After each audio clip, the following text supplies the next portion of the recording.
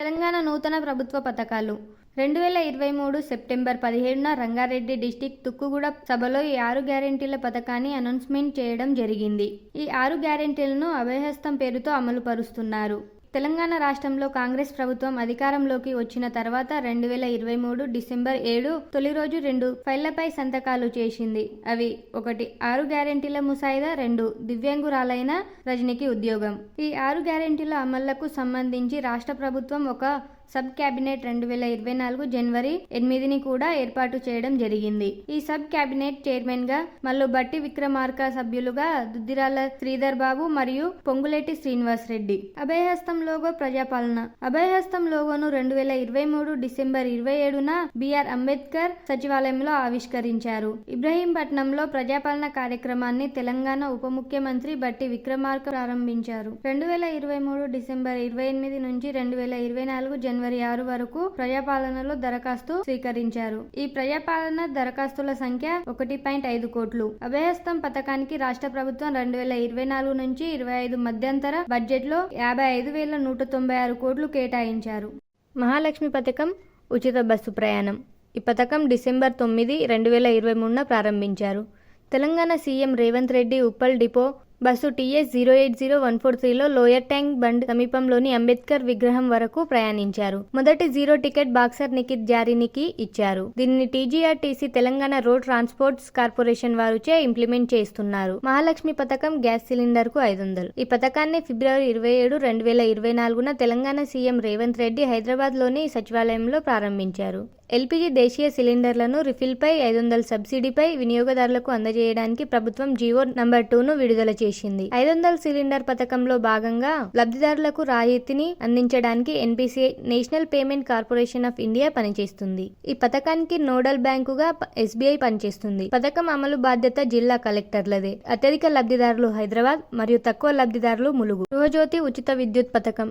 ఈ పథకాన్ని ఫిబ్రవరి 27, 2024న హైదరాబాద్ లోని సచివాలయంలో సీఎం రేవంత్ రెడ్డి ప్రారంభించారు. 200 యూనిట్ల వరకు వినియోగించే అర్హత కలిగిన కుటుంబాలకు ఉచిత విద్యుత్ను అందించడం. ఇది మార్చి 1, 2024 నుండి అమలులోకి వచ్చింది మరియు ఇంధన శాఖ ఆధ్వర్యంలోని డిస్క్రిమ్ల ద్వారా అమలు చేయబడుతుంది. రాష్ట్ర ప్రభుత్వ డేటా ప్రకారం రాష్ట్రంలో సుమారు 40 లక్షల కుటుంబాలు ఈ పథకానికి అర్హులు. ఖమ్మంలోని మదిర నియోజకవర్గంలోని ముదిగొండలో ఉప ముఖ్యమంత్రి, ఇంధన శాఖ మంత్రి మల్లు బట్టి విక్రమార్క దీనిని లాంఛనంగా ప్రారంభించారు. తెలంగాణ ప్రభుత్వం 2024 నుంచి 25 ఆర్థిక సంవత్సరం మధ్యంతర బడ్జెట్ లో పథకం అమలు కోసం 2,418 కోట్లు కేటాయించింది. ఇందిరమ్మ ఇండ్ల పథకం. 2024 మార్చి 11న కొత్తగూడెం జిల్లా భద్రాచలం మార్కెట్ యార్డులో ముఖ్యమంత్రి రేవంత్ రెడ్డి ఈ పథకాన్ని ప్రారంభించారు. అమలు పథకం యొక్క లబ్ధిదారులకు 4 దశల్లో ఆర్థిక సాయం అందించడం. 1 బేస్మెంట్ స్థాయి 1 లక్ష, 2వది పైకప్పు స్థాయి 1 లక్ష, 3వది పైకప్పు నిర్మాణం తర్వాత 2 లక్షలు, 4వది నిర్మాణం పూర్తయిన తర్వాత 1 లక్ష.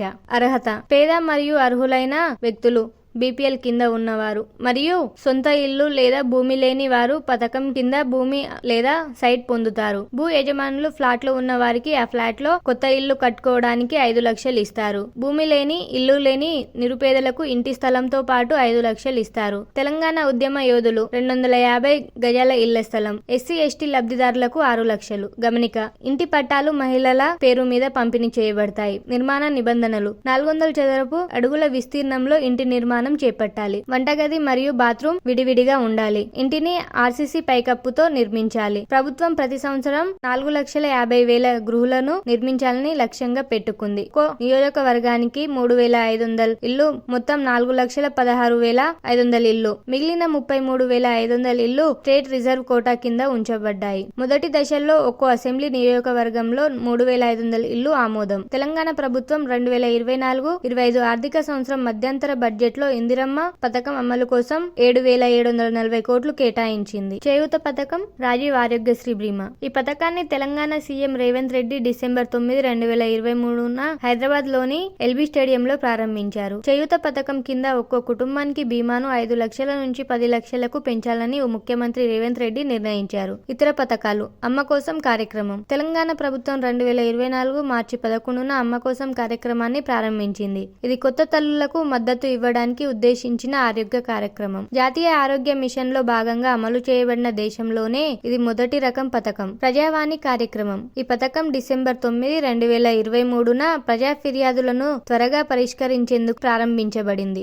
వారంలో ప్రతి మంగళ శుక్రవారాల్లో మహాత్మా జ్యోతిబా పూలే ప్రజాభవన్ లో దరఖాస్తులు స్వీకరిస్తారు. తెలంగాణ సీఎం రేవంత్ రెడ్డి ప్రజావాణి కార్యక్రమాన్ని పర్యవేక్షించే బాధ్యతను జి. చిన్నారెడ్డికి అప్పగించారు. చిన్నారెడ్డి అన్ని ప్రభుత్వ శాఖలతో సమన్వయం చేసుకుంటూ నెలకు 2 సార్లు ప్రజావాణి దరఖాస్తులపై సమీక్ష నిర్వహిస్తారు. మహిళలు మరియు పిల్లల భద్రత కోసం టీసేఫ్. మహిళలు మరియు పిల్లల భద్రత కోసం ప్రత్యేకంగా ఒంటరిగా ప్రయాణించే వారి కోసం టీసేఫ్ అనే ప్రత్యేక యాప్ ను మార్చి 12, 2024న తెలంగాణ సీఎం రేవంత్ రెడ్డి ప్రారంభించారు. ఉద్దేశం: మహిళలు, చిన్నారుల కోసం భారతదేశంలో మొట్టమొదటి రైడ్ మానిటరింగ్ సర్వీసెస్ టీసేఫ్ పోలీస్ శాఖ నిర్వహిస్తుంది. ఈ సేవలు స్మార్ట్ ఫోన్ ప్రాథమిక ఫోన్లలో లభ్యం. తెలంగాణ మహిళా శక్తి పథకం. ఈ పథకాన్ని 2024 మార్చి 12న సికింద్రాబాద్ లోని పరేడ్ గ్రౌండ్ లో సీఎం ప్రారంభించారు. ఉద్దేశం: మహిళా సాధికారత కోసం స్వయం సహాయక సంఘాలకు వడ్డీ లేని రుణాలు పునఃప్రారంభించారు. వాస్తవంగా ఈ పథకం 2014 నుంచి అమల్లో ఉంది. 2019-20 నుంచి నిధులు నిలిపివేయడం వల్ల తిరిగి ఈ పథకాన్ని ప్రవేశపెట్టారు. లక్ష్యం: వచ్చే 5 ఏళ్లలో స్వయం సహాయక సంఘాల సభ్యులను 65 లక్షల నుంచి 1 కోటి మంది మహిళలకు పెంచి ఈ పథకం కింద వారిని కోటీశ్వరులుగా మార్చడం. రాష్ట్ర స్త్రీనిధి కార్యక్రమాలు మరియు బ్యాంకుల ద్వారా స్వయం సహాయక బృందులకు కోట్ల వడ్డీ లేని రుణాలు అందించబడతాయి. నైట్ బజార్ శిల్పారామం వద్ద మహిళా స్వయం సహాయక సంఘాలు తమ ఉత్పత్తులను విక్రయించేందుకు 119 స్టాల్స్ ను ఏర్పాటు చేశారు. వర్కర్ల కోసం ప్రమాద బీమా. ఈ పథకాన్ని 2023 డిసెంబర్ 24న సీఎం ప్రకటించారు. ఈ పథకాన్ని ఫుడ్ డెలివరీ, క్యాబ్లు, ఆటో రిక్షాల కార్మికులకు 5 లక్షల ప్రమాద బీమా అందించడానికి ఈ పథకాన్ని ప్రకటించారు. రాజీవ్ ఆరోగ్యశ్రీ పథకం కింద ప్రభుత్వం 10 లక్షల ఆరోగ్య భద్రతను కల్పిస్తుంది. ప్రీమియం మొత్తం ప్రభుత్వమే చెల్లిస్తుంది. రైతు నేస్తం కార్యక్రమం. రాష్ట్ర వ్యాప్తంగా రైతులకు మద్దతు మరియు మార్గనిర్దేశం చేసే లక్ష్యంతో రైతు నేస్తం కార్యక్రమాన్ని తెలంగాణ సీఎం రేవంత్ రెడ్డి 2024 మార్చి 5న ప్రారంభించారు. రైతు వేదికలకు వీడియో కాన్ఫరెన్స్ అనుసంధానం ద్వారా రైతుల సమస్యలను పరిష్కరించే వినూత్న కార్యక్రమమే Rythu Nestham. Professor Jayashankar Telangana state agricultural university సహకారంతో ఈ కార్యక్రమాన్ని నిర్వహిస్తున్నారు. తెలంగాణ ప్రభుత్వం 2024-25 ఆర్థిక సంవత్సరం మధ్యంతర బడ్జెట్ లో పథకం అమలు కోసం 97 కోట్లు కేటాయించింది.